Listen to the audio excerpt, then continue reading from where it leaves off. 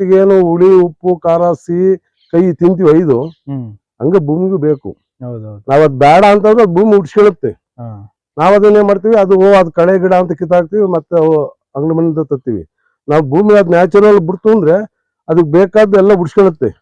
ನೋಡಿ ಇದು ಹುಳಿ ಗಿಡ, ಬೇಕಾದ್ರೆ ಅಲ್ಲಿ ತಿನ್ ನೋಡಿ ಬೇಕಾದ್ರೆ ಇದು ಹುಳಿ, ಇದು ಕೈ, ಆಮೇಲೆ ಅಡಿಕೆ ಒಗರು, ತೆಂಗು ಸಿಹಿ ಇಲ್ಲೇ ಬಂತಲ್ಲ. ಹೌದೌದು, ಎಲ್ಲಾದು ಇಲ್ಲೇ ನ್ಯಾಚುರಲ್ ಸಿಗುತ್ತೆ. ಇದು ನಾವ್ ಗೊತ್ತಿಲ್ಲದಲ್ಲಿ ನಾವೇನ್ ಮಾಡ್ತೀವಿ, ಕಳೆ ಅಂತ ಬಿಡೋದು ಎಲ್ಲ ಉಟ್ಕೊಂಡ್ಬಿಡೋದು, ಹೊರಗಿಂದ ತಂದು ಹಾಕೋದು. ಇದು ಪೂರ್ತಿ ಹುಳಿ. ಇದು ನಮ್ಗೆ ಏನ್ ಬೇಕು ಭೂಮಿಲಿ ಬರೋದೇ ಅದು, ನಾವೇನ್ ಎಲ್ಲಿಂದ ತಂದಿಲ್ಲ, ನಾವೆಲ್ಲೂ ತರಕಾಗಿಲ್ಲ. ಭೂಮಿಲಿ ಬರ್ತಕ್ಕಂಥ ಭೂಮಿ ತಾಯಿ ಅಂತ ಹೇಳೋದು ಅದಕ್ಕೋಸ್ಕರ ಅವ್ರಿಗೆ. ಅವ್ರ ಭೂಮಿ ತಾಯಿ ಎಲ್ಲಾನು ಕೊಡ್ತಾಳೆ, ಹೇಳ್ಕೊಂಡಿಲ್ಲ. ನಾವ್ ಯಾರಿಗೆ ಏನಾರು ಒಂದ್ 5 ರೂಪಾಯಿ ಕೊಡ್ಬಿಟ್ರೆ ಅದನ್ನ ದೊಡ್ಡದಾಗ ಹೇಳ್ಕೊತೀವಿ. ಭೂಮಿ ತಾಯಿಲಿ ಎಲ್ಲದೂ ಇದೆ. ಅದು ಭೂಮಿ ಅದು ಇದ್ ಮಾಡ್ಕೊಳುತ್ತೆ. ಪ್ರಕೃತಿನ ಕಾಪಾಡೋದೇ ಕೆಡೋದು ಅದೇ. ನಾವ್ ಬೆಳೆನೂ ಅಷ್ಟೇ 5 ತರ ಮಾಡ್ಬೇಕು.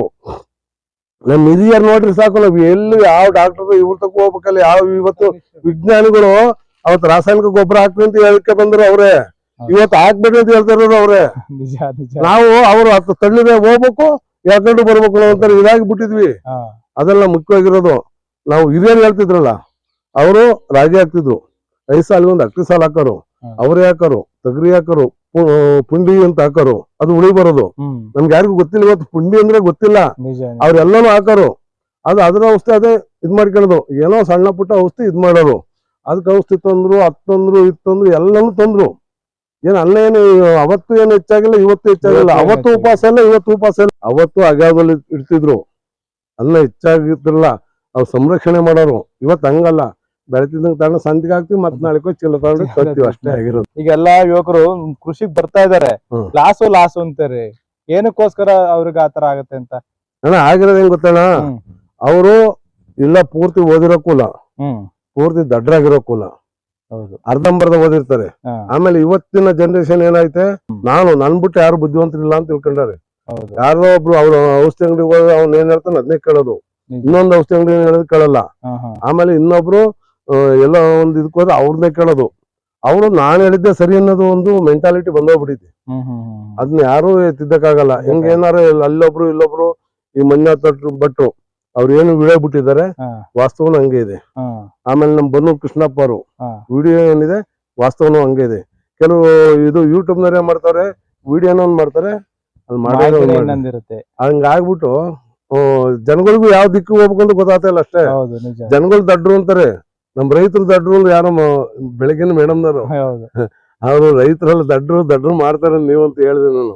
ಅಂದ್ರೆ ನೀವ್ ಹೇಳ್ತಿರೋದು ಈಗ ಸಾವಯವ ಕೃಷಿ ಜೀರೋ ಕಲ್ಟಿವೇಶನ್ ಮಾಡ್ಕೊಂಡ್ರೆ ನಮ್ಗೆ ಅಷ್ಟೊಂದೇನು ಖರ್ಚು ಬರಲ್ಲ. ಇದ್ರ ಬಗ್ಗೆ ಏನ್ ಗೊತ್ತಣ್ಣ, ನಾವ್ ಪೂರ್ತಿ ಇನ್ಕೋಬೇಕು. ನಮ್ಮ ಅಜ್ಜಾರು ನಮ್ಮ 50, 60, 70 ವರ್ಷದಲ್ಲಿ ಕುಂಡ್ಸಿನ್ ಕೇಳಿ ಹೇಳ್ತಾರೆ. ಅವತ್ತು 2 kg ಇದನ್ನ ಗೊಬ್ಬರನ ಗ್ರಾಮ ಸೇವಕರು ಅಂತ ಇದ್ರು, ಎಲ್ಲಿ ಒಗ್ಗ ಚೆಲ್ತಿದ್ರಲ್ಲ ಅಲ್ಲಿಗೆ ತಗೊಂಡೋಗಿ ಎರ್ಚರು. ಅವ್ರು ನಮಗ್ ಗೊತ್ತಿಲ್ಲಂಗೆ ಅದು ಬೆಳಕರಿದ್ದು ಒಗ್ಗ ಚೆನ್ನಾಗಿರೋದು. ಈಗ ನಿಮ್ದು ಚೆನ್ನಾಗಿರೋದು ನಮ್ಗ್ ಚೆನ್ನಾಗಿರಲ್ಲ, ಕೊಡಲ್ಲ ಹಾಕಿರು. ಆ ಫ್ರೀಯಾಗಿ ಕೊಟ್ಟೆ ನಮಗ್ ಪರಿಚಯ ಮಾಡಿದ್ದವು. ರಸಗೊಬ್ಬರಗಳನ್ನ ಬಳಕೆ ಮಾಡಿ 99% ನಮ್ ವಿಜ್ಞಾನಿಗಳು ಕೆಡಿಸಿರೋ, ನಮ್ ರೈತರು ಫಾಲೋ ಮಾಡ್ಕೊಂಡು ಪೂರ್ತಿ ರೈತರು ಕೆಟ್ಟರು. ಏನೇನ್ ಮಾಡಿದಿರ ಬೆಳೆ? ಅಣ್ಣ ಕಾಫಿ ಮಾಡಿದ್ವಿ, ಮೆಣಸು ಮಾಡಿದ್ವಿ, ಅಡಿಕೆ ಮಾಡಿದ್ವಿ, ತೆಂಗು ಐತೆ, ಆಮೇಲೆ ಗೊಬ್ಬರ ಕಡ್ಡಿ ಮಾಡ್ತಾ ಇದೀವಿ, ಬಾಳೆ ಮಾಡ್ತಾ ಇದೀವಿ. ಹಿಂಗೆ ಹೊಸದಾಗಿ ಏನ್ ತಿಳಿದ ಅದೆಲ್ಲ ಮಾಡ್ತೀವಿ ಅಣ್ಣ. ಮನೆ ಪೂರ್ತಿ ಮಾತ್ರ ಏಲಕ್ಕಿನ ಹಾಕೊಂಡಿದೀವಿ. ಆಮೇಲೆ ಒಂದು ಸ್ವಲ್ಪ ಹಣ್ಣಿನ ಗಿಡ ಹಾಕೊಂಡಿದೀವಿ, ನಿಂಬೆ ಇದೆ, ಆಮೇಲೆ ಅಂಜೂರ ಇದೆ, ಸೀಬೆ, ಸಪೋಟ, ಇನ್ನ ಬಿದ್ದುಡ್ತಾವು ಸೀಬೆ ಮರಗಳಿದಾವೆ. ಅವೆಲ್ಲ ನ್ಯಾಚುರಲ್ ಹಂಗ ಬಿಟ್ಟಿದ್ವಿ ಅಣ್ಣ. ನಾವು ಬೇಕಾದ ತಿಂತೀವಿ, ಬೇಡವಾದ ಅಕ್ಕಿ ಪಕ್ಷಿ ಬಿಡ್ತೀವಿ. ಬಾಳೆ ಎಷ್ಟು ವರ್ಷ ಆಯ್ತು ಹಾಕಿ? ಬಾಳೆ ಹಾಕಿರೋದಣ್ಣ, ಅಡಿಕೆ ಬಾಳೆ ಒಂದೇ ಸರಿ ಹಾಕಿರೋದು 14 ವರ್ಷ ಆಯ್ತಣ್ಣ. 14 ವರ್ಷ ಆಗಿದೆ ಹಾಕಿ. ಬಾಳೆ ಅಡಿಕೆ 2 ಒಂದೇ. ಬಾಳೆ ಎಲ್ಲ ಕಡಿಮೆ ಆತ ಬಂತಣ್ಣ. ಅಂದ್ರೆ ಏನು ಅಂತಂದ್ರೆ ಈಗ ಏನು ಒಂದ್ ಗೊನೆ 4 ರಿಂದ 5 kg ಬರ್ತಣ್ಣ. ಅದ್ರ ಮಧ್ಯೆ ಈಗ 3 ವರ್ಷ ಆಯ್ತು ಕಾಫಿ ಹಾಕಿದೀವಿ. ತೆಂಗು ಎಷ್ಟಿದೆ ಟೋಟಲ್? ತೆಂಗು ಅಣ್ಣ 80 ಗಿಡ ಇದೆ. ತೆಂಗು 80 ಗಿಡ. ಅಡಿಕೆ 1000 ಇದೆ ಅಣ್ಣ. 1000 ಇದೆ. 1000 ಅಂದ್ರೆ 13 ವರ್ಷದ್ದು 300 ಗಿಡ ಐತಣ್ಣ.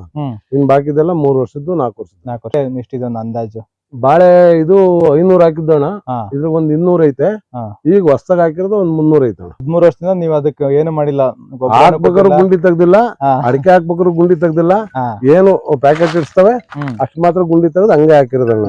ನಾವು ಪಾಳ್ಯಕಾರದ ಸ್ವಲ್ಪ ಟ್ರೈನಿಂಗ್ ಇತ್ತಣ್ಣ, ಅವ್ರ ಹತ್ರ ಒಂಚೂರು ಹೋಯ್ದು ನಾವು. ಇಲ್ಲೇ ಕೆರಗೋಡಿ ಮಠದಲ್ಲಿ ಅವ್ರದ್ದೊಂದು ಇದಿಟ್ಟಿದ್ರು ಕಾರ್ಯಗಾರವ, ಅಲ್ಲಿಗೆ ಹೋಗಿದ್ದು. ಅಷ್ಟು ಪುಸ್ತಕ ಎಲ್ಲ ಓದಿದ್ದು. ಇದು ಮೆಣಸೆಲ್ಲ ಹಾಕೋಣ 3 ವರ್ಷ ಆಯ್ತು, 4ನೇ ವರ್ಷ ಈಗ. ಕೂದಿದ್ವು ಅಣ್ಣ, ಒಂದ್ 3 kg ಮನೆ ಪೂರ್ತಿ ಆಯ್ತು. ಈ ಸರಿ ಚೆನ್ನಾಗಿದೆ ಅಣ್ಣ, ಎಷ್ಟಾಯ್ತು ನೋಡ್ಬೇಕು. ಎಷ್ಟ್ ಹಾಕಿದಿರಾ ಮೆಣಸು? ಒಂದ್ 20 ಇದೆ ಅಣ್ಣ ಮೆಣಸು. 20, ಈಗ ಸದ್ಯಕ್ಕೆ 20 ಹಾಕೊಂಡಿದ್ದೀರಾ. ಕಾಯಿ ಅಣ್ಣ ಕೊಬ್ಬರಿ ಒಟ್ಟಿಗೆ 6,000 6,500 ಕೊಬ್ಬರಿ ಆಗ್ತಾಳ. ಕೊಬ್ಬರಿ ಮಾಡ್ತೀರಾ? ಕಾಯಿ ಏನ್ ಮಾರಾಟ ಮಾಡಲ್ಲ? ಇಲ್ಲ ಅಣ್ಣ, ವರ್ಷಕ್ಕೆ 6,000 6,500 ಆಗುತ್ತೆ. ಸಾರಜನಕ, ಪೊಟಾಶು 3 ಇದ್ರಲ್ಲೇ ಇರುತ್ತೆ. ಅದರಿಂದ ಇದೊಂದು ಕಡ್ಡಿ ಹಾಕ್ಬಿಟ್ಟು ನಾವು ಬರೀ ಸೊಪ್ಪು ಹಾಕಿದ್ರೆ ಸಾಕು ಭೂಮಿಗೆ.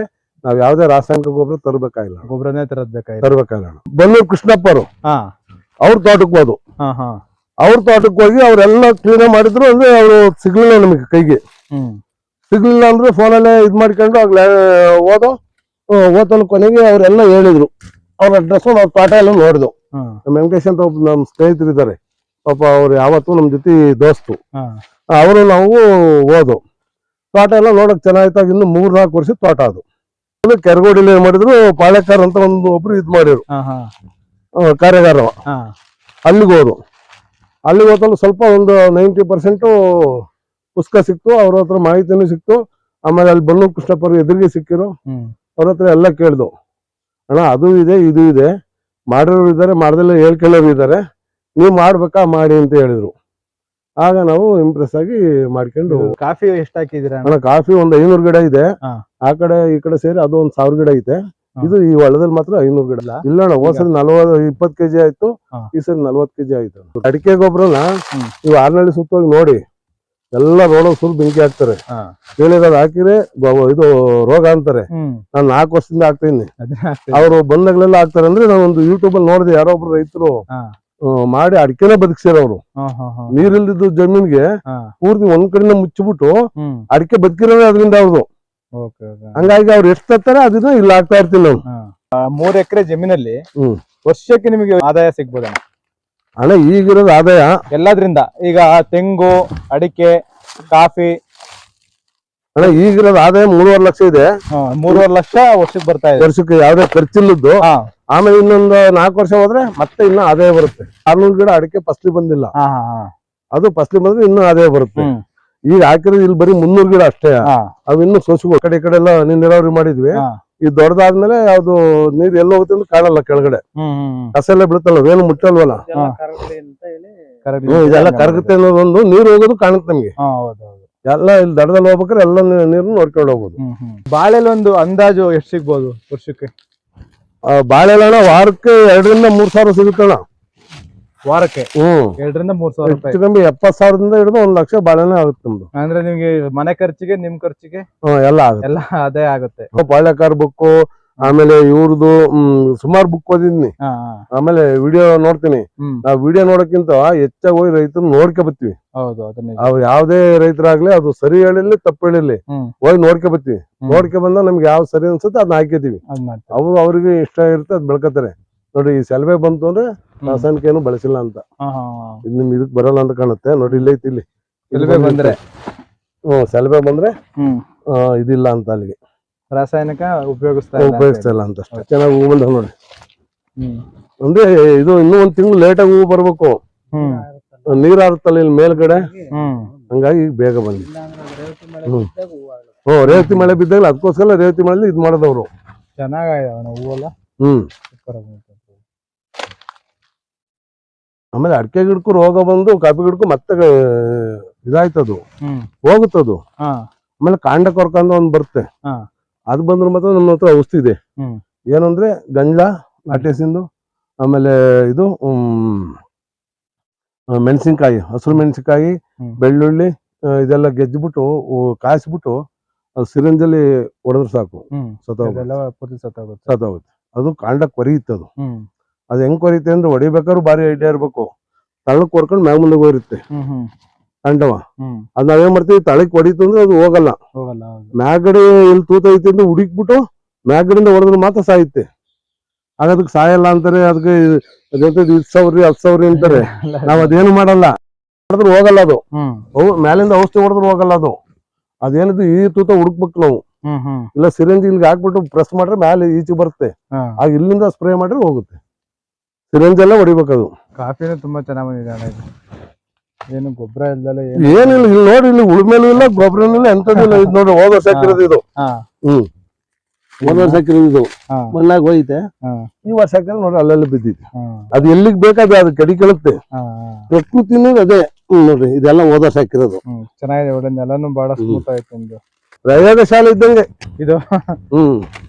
ನೋಡಿ, ಏನೇ ಸೌದೆ ಬೀಳ್ಲಿ ಏನೇ ಬೀಳ್ಲಿ ಏನು ತೆಗಿಯಲ್ಲ ನಾವು. ನೋಡಿ ಹಾಕಿ 4 ವರ್ಷ ಆಯ್ತೆ. ಹತ್ರಕ್ ಬನ್ನಿ, ಸ್ವಲ್ಪ ಈ ಕಡೆಗೆ ಬನ್ನಿ. ನೋಡಿ ಹಂಗ ಒಳಗಡೆ ಫುಲ್ ಇದೆ. ಫುಲ್ ಮೆಣಸು. 4 ವರ್ಷ ಆಯ್ತು ನೋಡಿ, ಯಾವ ಗುಂಡಿ ತೆಗ್ದಿಲ್ಲ, ಗೊಬ್ಬರ ಹಾಕಿಲ್ಲ, ಎಂತದಿಲ್ಲ. ನಾವೇನು ಅಂತಂದ್ರೆ ಗಿಡ ನೆಟ್ಟ ಮಾತ್ರ ಒಂದ್ ಸ್ವಲ್ಪ ಹುಲ್ಲಾಕ್ತಿವಿ, ತೇವಾಂಶ ಆರ್ದಂಗಿರ್ಲಿ ಅಂತ. ನೋಡಿ, ಗುಂಡಿ ತೆಗಿಬೇಕು, ಗೊಬ್ಬರ ಹಾಕ್ಬೇಕು, ಔಷಧಿ ಹಾಕ್ಬೇಕು ಅಂತಾರೆ. ಏನೇನಿಲ್ಲ ಇಲ್ಲಿ. ಮಳೆಗಾಲದಲ್ಲಿ ಒಂದು 15 ದಿವಸ ವಾರ ನೀರು ನಿಲ್ಲುತ್ತೆ. ಇಲ್ಲಿ ನೀರ್ ನಿಂತ್ರೆ ಕರ್ಗಿ ಹೋಗುತ್ತೆ ಅಂತಾರೆ. ನಮ್ದು ಏನು ಆಗಿಲ್ಲ. 4-5 ಕೆಜಿ ಬರ್ತದೆ ಅನ್ಕೊಂಡಿದ್ವಿ ನಾವು. ಹೊಸಬ್ರು. ಏನ್ ರೇಟ್ ಇದೆ ಈಗ? 500 ರೂಪಾಯಿ ಕೆಜಿ ಇದೆ ಅಣ್ಣ. 500 ರೂಪಾಯಿ. ಇದೆಲ್ಲ 600 ರೂಪಾಯಿ ಮಾರ್ಕೆಟ್ ಸಿಗುತ್ತೆ ಅಂತಾರೆ. ನೋಡೋಣ ಅಂತ ಬಿಟ್ಕೊಂಡಿದ್ವಿ.